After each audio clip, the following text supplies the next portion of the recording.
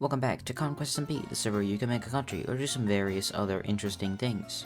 Today, we are going to do many things involving fairy tales. Most notably, building a fairy tale castle from the land of France, except it's going to be moved here to the land of Russia, because that's how I like to do things.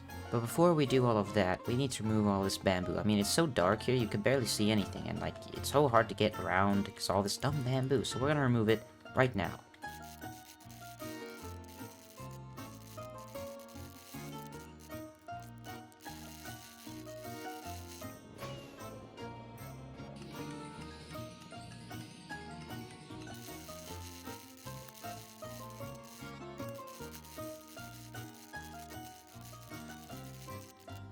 Well, that took me half an hour, and I had to repair my sword halfway through because I had broken so much bamboo, but now it is finally all gone.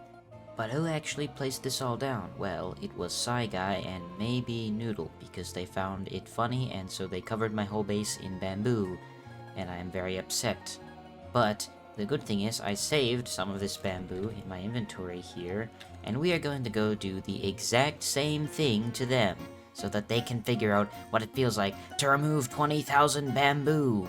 Except we are going to do this in a special way. You see, a long time ago, there was this magical wizard named Manga Bingbor the Magical, and I hear that around here in the city somewhere, he has a magical rod that has been hidden for the ages. The only place where we ever have any real evidence of Manga Bingbor is over here in this ancient bunker from right at the start of the server. And see right here, this tree was stolen by Manga Bingbor the Magical. So he was here in this bunker somewhere. We just need to find him somehow. It'd be like through here. I mean, this is some weird stuff back here. Not sure if I've ever seen this. Oh, what? It's Manga Bingbor's wizard rod. Yes! With this, we are going to be able to summon in some bamboo. It's going to be great. But of course, what's a wizard without wizardly robes? Yes, that is right. We are kitted out to do some magic right now. I am wearing what is probably the closest to Manga Bingbor's original clothing, and we're gonna use this to summon in some bamboo. Those suckers, they don't even know what's coming to them. We are now here in Guy's base. It is not very large, but it does have a lot of space that I can place bamboo, at least in this little area. So we're gonna give it a magical spell, and we're gonna summon in a bunch of bamboo. Kazam, Kazam, you are now Bamboo Land! Look, bamboo has now covered all of his land, and now he won't be able to see a thing. That ought to show him. Our wizarding adventure now takes us here to Bossland, where Noodle has famously covered my house in bamboo alongside Guy, so we're gonna do the exact same thing we did to him, but to Noodle this time. I must give the magical spell. Clickety-clock, you are now a bamboo stalk. Whoa, and look at that, there's bamboo everywhere. I didn't do quite as much here, there is still quite a lot of course, but I didn't need to use as much magic for Noodle because he didn't have as big of a part to play, but still, he has been bambooed, rightfully so. Now it is time to go build a castle. We have one last magic spell to do today, and that is going to be a spell to bring our materials to life, because you see we have no stuff to actually build this castle. Look at this. Well, there's a little bit of stuff there, but not enough to build an entire castle, so we're going to magic it into existence. Bibbidi bobbidi, you're now my property! Whoa, and it worked. Again, you see, this magic rod never fails me. And look at that, it has all of the materials that we could ever possibly need. Unfortunately, no amount of magic could ever spawn in an entire castle unless I was actually Manga Bingbor himself, but he's long dead. So, we're just gonna have to build it ourselves. Behind me, you will see about a tenth of a fairy tale castle from the land of France. It is called Chateau de Pierrefonds, and I have been building it here in this Minecraft world because I think it is very cool. And it's kind of almost 1-to-1 scale, except it's a little bit off because I'm not that good at building. So today, we are going to continue this by building the rest that goes to the left. You see there's a bit of a weird, just hole there, it just ends. So that is where we're going to add a bunch of stuff. It's going to get a lot wider and it's going to look much, much more like a castle. Perhaps one that can hold a fairy tale. But fairy tales come later. Right now, we need to actually start some construction with a time lapse. Yippee!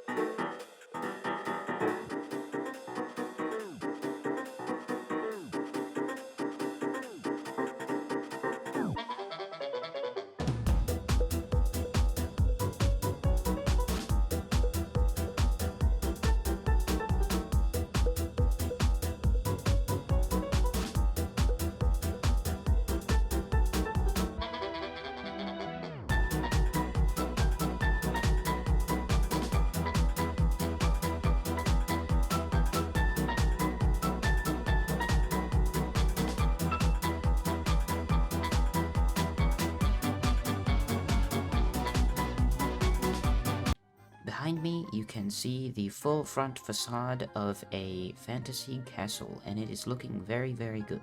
So let's get a little closer and examine what this is like. So we have basically doubled the size of the castle. We had just these two towers, and now we have this little tower and the entrance bit. As you can see, there is an entrance right there. That's the bridge, and there's a little arch pathway going up to this tiny little tower, which is probably an 1800s addition to this castle, because originally it was built in the 12th century, I think, but then they tore it down. But it's so big that they ran out of money trying to tear it down, so then they just kind of left this front bit there, and then later on they restored it because they were like, this is a really cool castle. Rightfully so, you know, it is probably the coolest castle I've ever seen, and so they restored it. And I have a feeling that tower is a later addition, but it just looks so good from this angle. Like, this is why they call it a fairy tale castle, because it's got stuff like this. You only see that in the Disney castle, but this is a real castle, and that's a tower that is really on there. When I say facade, I really do mean facade, because if you come closer here, there's really not much here. This bridge apparently is messed up. I think I made all of this one block too close. There's apparently a wandering trader trying to get in, but you'll soon come to realize that once you come through this entrance, which has some like holes to drop arrows in, I suppose, there's nothing here. Yeah, it's flat, just a wall. This is what it looks like. It's kind of ugly, but you can see this part. You'll be able to see it's like it's gonna have a courtyard in here, and so you have stuff like this all around, and the floor will be a bit raised. You can see there, it goes up a bit. We are definitely getting closer to having a finished castle that I can actually live in, but we're not quite there yet. However, we are at that part where we can write a fairy tale, which will occur right in that castle behind me. Now, allow me to recite this tale of woe. The Epic of Gdan, an ancient tale passed down through the generations. Once upon a time, there was a kingdom named Kur. In this kingdom lived a princess beloved by all. She lived peacefully in her palace until she was suddenly kidnapped. Nobody in the kingdom knew who took her or where she went. The king, who was also her father, was greatly distraught. He began searching for ways to find her. It was then that the king remembered a rumor he had heard about a powerful wizard living on the fringe of society way up north. He told his guards to bring the wizard to him, which they did in due time. He asked the wizard Where has the princess gone? Can you find her? To which the wizard replied, Far to the west, past the Usum forest, there is a fortress of stone marked by 6 great trees. That is where the princess has been taken. I am recording, okay. That's very good. Just briefly pausing. The king and those listening were frightened by this, for no one had ever crossed the dark forest of Usum. Who would dare venture so far west? They cried. Only one voice was heard, that of the courageous knight Gdan. I will find the princess and bring her back to you, he said. The king was pleased by this response, and sent him out on the journey. Gdan left the city's gates and traveled westward. He ventured past Old Clute and every other village in the kingdom. He marched all the way to the perilous forest of Usum. Usum was heralded as being the most dangerous place of all, but Gdan was not afraid. He trudged through the dense woods for days. On the 4th day, he came across a clearing in the thicket. There he made camp and rested for as long as he could. His rest was cut short, however, by 6 orcs. They pounded their chests and held their clubs high as they dashed into his camp. Not one to be slain lying down, Gdan leapt up and fought the orcs with all his might. Even without his weapons, he destroyed each and every orc he encountered. He would never sleep again so carelessly on his adventure. He cut through the forest once again, encountering many a foe on his way to the other side. After quite the arduous journey, he saw a tremendous light appear through the branches. It was the beautiful light of the open sky. He had made it to the end of the forest, and there were indeed 6 great trees. When he finally stopped gazing at them, Gdan did see a fortress of stone in the center. It was a great castle, likely built long ago. He approached the castle with determination, but soon found it guarded by a giant troll. No troll he had ever seen or heard of was so large or so fearsome. Gdan wondered why he had come so far just to be thwarted by this beast, but when he heard the cries of the princess in the high tower, so somber that they would make the hardest hearts soft, he realized what had driven him all this way. He pulled out his sword and charged forward at the towering beast, slashing at its legs with incredible speed. The troll fought like a mountain, hurling forth a landslide of fury, but he was no match for Gdan. Gdan climbed up the back of the troll and jammed his sword into the troll's neck.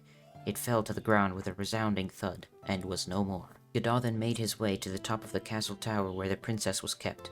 Joy appeared on her face, surely for the first time in many days, for she knew she'd be safe now. The pair went back to the easterly kingdom using the same path Gdan had forged previously. Old Clute seemed close now, compared to the distance where they had come from. The king was overjoyed to see the princess once again, and thanked Gdan many times. So in debt was he to Gdan that he bestowed upon him the great sword of many souls. Gdan's heart soared with joy as well, and they all lived happily ever after.